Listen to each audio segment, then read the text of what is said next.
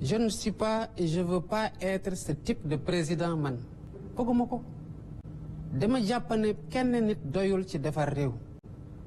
et que dans un gouvernement, dans un régime, c'est une solidarité, une collégialité et une responsabilité commune et partagée. Certes, peut-être différenciée parce que niveau est beaucoup. Je crois à une répartition plus équilibrée des pouvoirs au sein de l'exécutif et entre les autres pouvoirs.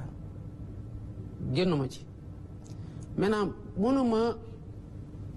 à un moment où on a un draft sorti d'un comité qui fait environ 10 personnes,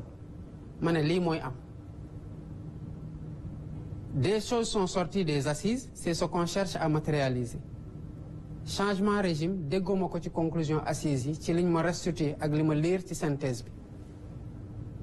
Kon nekkuma dene damay changer régime, changer ma régime. Je ne suis pas dans ça, je suis dans la concrétisation des consensus des assises. Assises yi ñooy sama boussole instant yi ni lépp lu ciy consensus dama jàpp ne fii la Sénégalais yi bëgg may jëme leen foofu laa leen di yóbbu lu ci nekkul consensus on marque le pas et on continue à évaluer xool ndax yeneen piste d'amélioration yi dina permettre que taare ñuy ragal deñ donc nekkuma ci logique au changement de régime parce que assises yi génnewuñ ko sur le renforcement des pouvoirs du Premier ministre, je suis tout à fait d'accord. Ce n'est pas lié au profil du Premier ministre. Pour ce que j'ai vécu en un an de pouvoir,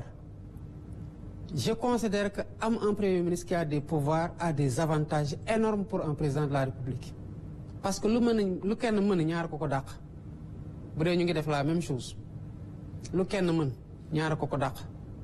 Je préfère avoir un pôle de décision sur certaines décisions que nous mën ko jël à ce niveau-là, sachant que nous sommes alignés sur la vision. Sur toutes les questions, on est alignés. Je ne veux pas que comme président boo xamante ne tout me remonte. Il faut que le Premier ministre serve à quelque chose quand même. L'actuel Premier ministre ne me pose pas de problème sous ce rapport. Au contraire, lu mu yore ci pouvoir dama ko xeeb. Est-ce que Sénégalais yi mën nañu ko xamee noonu? Et que je compte le renforcer parce que je veux être davantage aidé dans mes tâches pour plus d'efficacité et d'efficience. Les météo. Nous me déranger. Moi, nous me déranger parce que de doon menacer seen régime ba jëlee leen fi. Alhamdulillah parce que yàq ji bëri woon na ñu ngi koy jeexal. ñoo continuer nag mënuñu ko muñ parce que lan moo tax dafa këpp seen yelwaan. Donc, je ne m'attends pas à ce qu'il l'aime, ni qu'il m'aime d'ailleurs, parce que je ne m'efface pas. Je ne m'efface pas, c'est que je n'embrasse pas trop. Parce que qui trop embrasse mal étreint. Je veux plus d'efficacité. Moi, je suis ministre. Inauguration, président qui? J'ai dit non. Il faut que les ministres retrouvent cette stature de ministre. Dem défier une inauguration pour que nous ayons valeur. Sénégal, c'est comme ça que ça se passe. Diamono Fignon, on a eu un président qui mettait sa main dans tout et les gens l'interpellaient directement. Alors, quand il a fait c'est à partir de 2000, on interpelle directement le président de la République, nangam, alors que la solution, si tu interpelles le président d'aller l'état au niveau opérationnel pour que ce soit réglé. Je veux des DG forts, je veux des ministres forts, je veux un premier ministre super fort. C'est ce que je veux. Sur la réforme LOL, sur les arrestations. Mais yo, bu dee tey de mooy arrestation yu bëri xanaa ne koo fi woon en 2000 2024 2021 2022 2023 ba 2024 ne koo fi woon de man maa ngi woon kaso de. Je savais que ce qu'il y avait là-bas par chambre ñu nekkoon Rebeuss toog 15 jours mënuñoo tëdd di taxaw. Ñu bëri amee fa sciatique ak leneen j'étais là. Les arrestations yi fi am lan moo tax ñu arrêté leen ñu bëri ils ont été convoqués te malheureusement xam lan mooy problème bi day xew c'est arrivé ici fii ça c'est la salle du conseil des ministres à l'heure de posement PM fee la ñuy toog pour xool yenn dossiers ma ne ko mais dama gis na déw dañ ko arrêté mu ne ah bon lan la def mu ne ko daf mel ne yow la doon kii de mu ne moom je suis même pas au courant mu ne ko malheureusement nit ñi dañuy wax ne yow la du moom du man c'est la justice qui fait son travail. Maintenant la politique pénale c'est notre responsabilité parce que nag ñun ñoo am responsabilité doxal secteur yëpp y compris le secteur de la justice moo tax mënuñu ci am un désengagement total comme les gens le souhaitent ce ne serait pas responsable mënuñu jël un ministre fal ko mu yore formation professionnelle ñu bàyyi ko muy doxal lu ko neex mënuñu jël un ministre fal ko mu yore des finances mais le ministre bu ñuy gën di surveiller aujourd'hui c'est le ministre des finances parce qu'on veut qu'il y ait des réformes yoo xamante ne day changer le visage de la tenue des finances publiques en termes de transparence et d'orthodoxie noonu la ñuy xoolee tamit le secteur de la justice parce que dañ ci am responsabilité amaa nag nit wax na dara wala def na dara justice def enquête am à travers les canaux appropriés interpellé ñëw atte mais ñaata nit lañ fi bàyyi ñi ñu interpellé xoolal le ratio entre le nombre de personnes ñu arrêté ñu interpellé ak ñaata lañ ci bàyyi ñaata lañ ci tëj xoolal bu baax defal le ratio maintenant en soi que ñu woo nit parce que la justice désire l'entendre ou même le traduire mais le juge dit deful dara ñu bàyyi ko mais ñaata yoon la fi xew ñii ngay gis ñëpp dinaan dañ leen di interpellé ñenn ñi ñu bàyyi leen ñi ñu tëj leen 15 jours mais ñooñu à l'époque yàggul dara mandat de dépôt obligatoire la nañu la doon def automatiquement da nga ne man dañ maa kii woon dañ maa tëjoon ci opinion d'abord man waxuma woon dara jaroon ñu yóbbu ma fa c'était dans la même logique faagaagal ñu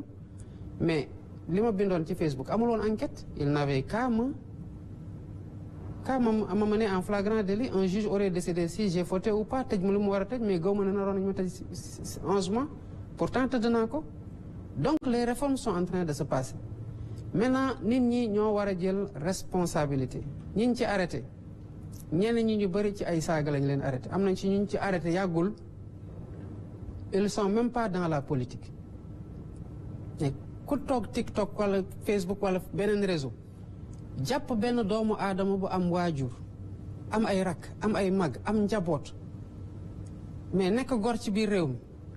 nga di ko daggal saaga comme da nga am permis à insulter une personne parce que da nga ko jël en chasse ñu ne yoon du def liggéeyam parce que ñun sonoon nañu avant ñuy ñëw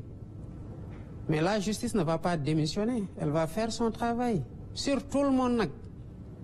tout le monde ñi fi nekk comme ñi fi nekkul ñi ànd ak ñun comme ñi àndut ak ñun te loolu mooy suñu promesse aux Sénégalais on va la tenir maintenant li may wax mooy politiciens yi dañuy def lu ne weng ñëpp a teg ci seen bët boo leen woowee ñu naan non règlement de compte politique médiation pénale mais soxna Maïmouna attention kaso warul nekk rek pour ñu ndóol ñi de lan mooy milliardaire bu nekk kaso yoon xamul milliardaire ak ku ndóol ak ku yelwaan yoon lu mu xam mooy aar boppam wàcc nga ma lii laa lay teg loolu kenn warul am ay milliards ba mu soustraire la ci médiation pénale du man maay décider day am wala du am les gens ont cautionné de la caution financière et de la caution matérielle le procureur considérait que caution matérielle c'est pas en nature c'est pas accepté et que li nit ñi cautionné en numéraire c'est faible mais bés bu ñu cautionné loo xamante ne procureur jàpp na ne que lii doy na le procureur va les laisser partir loolu du sama appréciation quand le procureur fait sa réquisition je ne la vois pas man au contraire man bu ñu waxee ne diw sangam mi ngi def média comment ça s'appelle cautionnement damay laaj ministre de la justice est-ce que am na légalement luy opposé wu à ce que ñu jox ko liberté provisoire xam nga lan laay déglu lan la loi bi wax bu loi bi waxee déet kooku kenn mënu ko téye kaso parce que loi téyewu ko kaso mais bu loi waxee ne am na lu ci opposé wu mais on est obligé de faire appliquer la loi est-ce que le système aujourd'hui tel qu'il est kii am na médiation pénale mën na am mais dafa am fu muy egg weesu day am fu muy egg weesu ça c'est les procédures judiciaires day am temps boo xamante ne boo ko xasee romb